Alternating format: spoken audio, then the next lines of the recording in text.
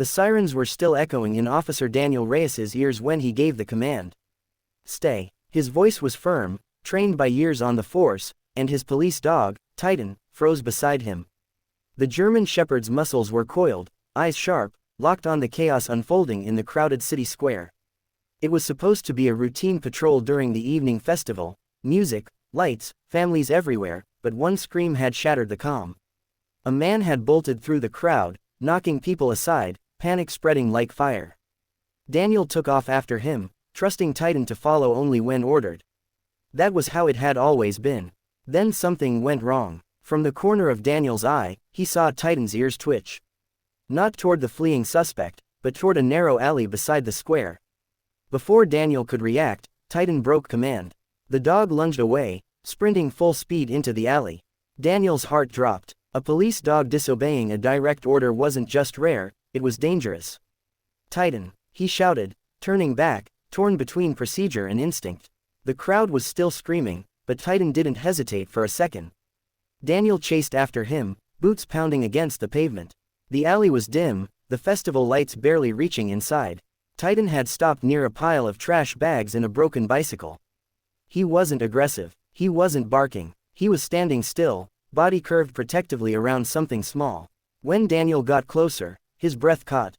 A little girl, no older than 6, was crouched against the wall.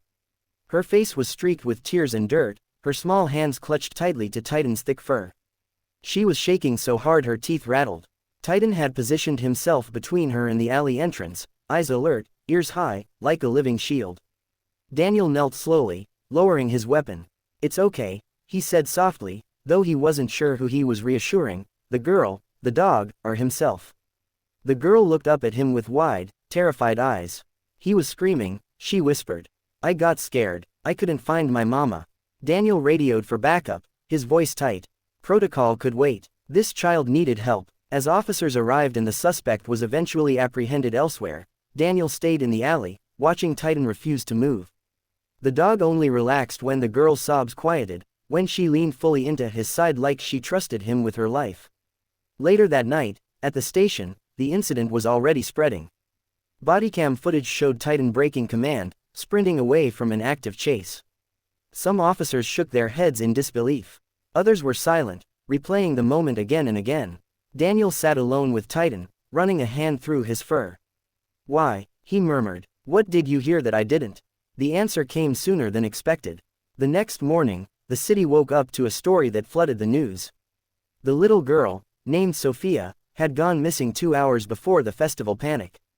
Her mother had been searching desperately, calling police, handing out photos. Sophia had slipped away chasing a balloon vendor and ended up trapped in the alley when the shouting began.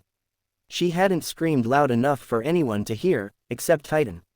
Veterinarians later confirmed what trainers already suspected. Titan had picked up the sound of a child's heartbeat accelerating, the faint whimper beneath the noise of the crowd. It wasn't disobedience, it was instinct sharpened by loyalty and empathy. The city didn't see a police dog who broke command. They saw a guardian who chose a child over rules. Within days, murals appeared near the alley. Donations poured in for police K-9 units. And every time Daniel walked Titan through the square, people stopped to look, not at the uniform, but at the dog. Who reminded them that sometimes, the most powerful protection comes from listening to the heart instead of the order. The city didn't calm down after the story broke, it transformed. News vans lined the street outside the precinct, reporters speaking into cameras with urgency and awe. Daniel watched from inside as Titan lay at his feet, unfazed by the attention. Phones rang non-stop, requests for interviews stacking up, but Daniel felt a knot in his stomach. Praise came easily, yet he knew the department would also ask hard questions. A police dog breaking command, no matter the reason, challenged everything the force was built on. That afternoon, Daniel was summoned to an internal review. The room was quiet and tense. Senior officers sat around a long table, body cam footage playing silently on a screen behind them. Titan wasn't allowed inside, and Daniel felt the absence like a missing limb. He explained everything, what he saw, what he felt, the second when instinct overrode training. When the footage replayed the moment Titan turned toward the alley, one commander paused the video. "This could have ended very differently," he said. "You could have lost the suspect. Someone could have been hurt." Daniel nodded, accepting the truth. "Yes, sir," he replied. But that little girl would have been alone. Outside the building, Sophia and her mother waited. They had insisted on coming. When the review finally ended, Daniel stepped out to find Sophia clutching a handmade card. Titan was brought out on a leash, and the moment she saw him, she ran forward. The handlers hesitated, but Daniel gave a small nod. Sophia wrapped her arms around Titan's neck, burying her face in his fur. "He saved me," she said simply. Cameras clicked, but something shifted in that moment. The debate wasn't about obedience anymore. It was about purpose. Days later, the department announced its decision. Titan wouldn't be punished. Instead, his actions would be studied. Trainers began reviewing how K9s interpret distress signals, especially from children. Daniel was invited to speak at a briefing, his voice shaking as he described the sound he never heard and the instinct Titan trusted. The room was full, silent, and changed.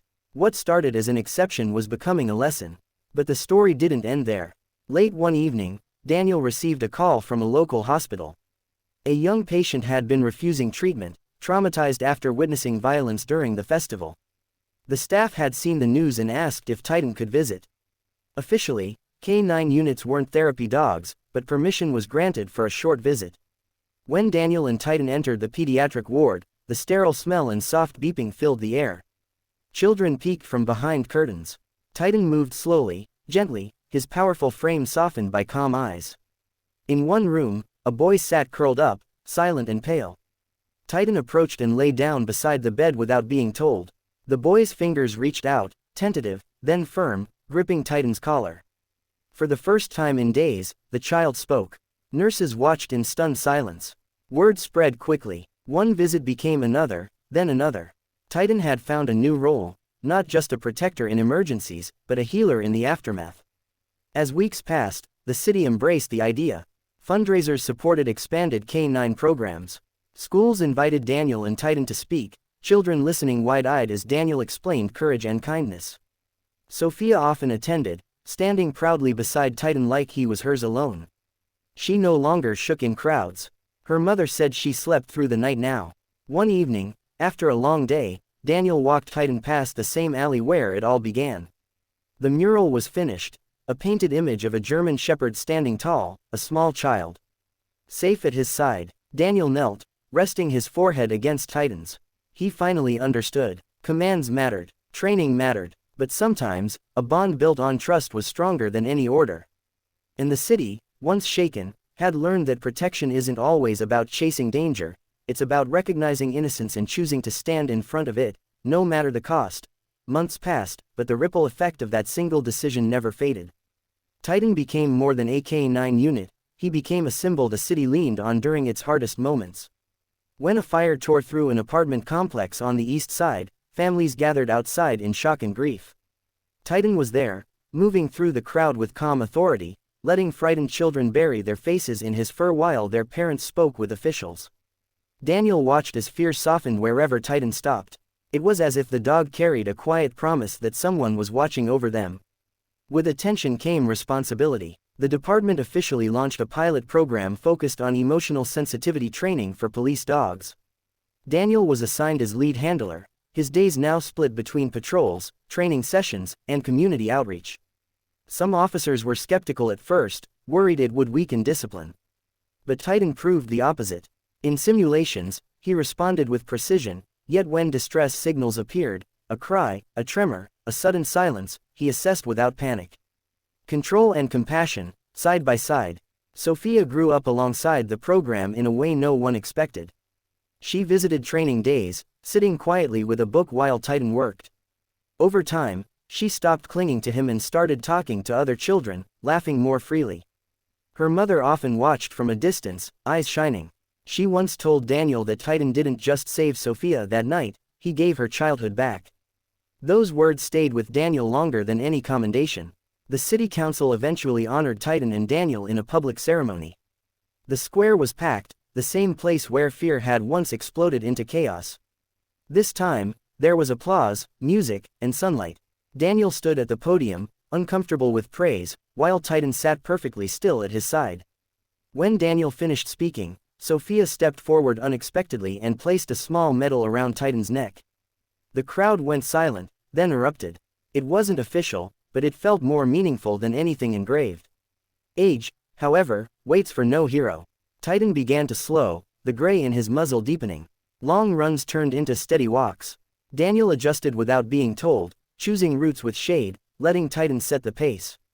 One evening, after a school visit, Titan lay down and didn't rise right away. Daniel knelt beside him, heart tight. The vet confirmed what Daniel already feared: retirement was near. Titan had given everything. The farewell wasn't sudden, it was gentle, filled with gratitude. On Titan's last day in uniform, officers lined the hallway as Daniel walked him through the station. There were no speeches, just quiet respect. Sophia and her mother waited at the exit. Sophia hugged Titan one last time, whispering something only he could hear. Daniel didn't ask what she said.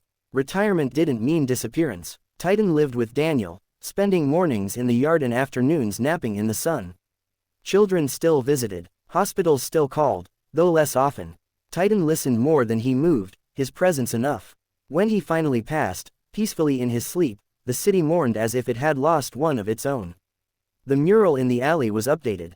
Beside the painted dog and child, new words appeared. He listened when others couldn't.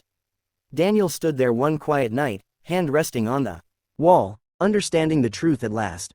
Titan hadn't just broken a command. He had taught an entire city that real protection isn't about power or obedience alone. It's about recognizing fear, choosing compassion, and standing guard over those who cannot yet stand for themselves.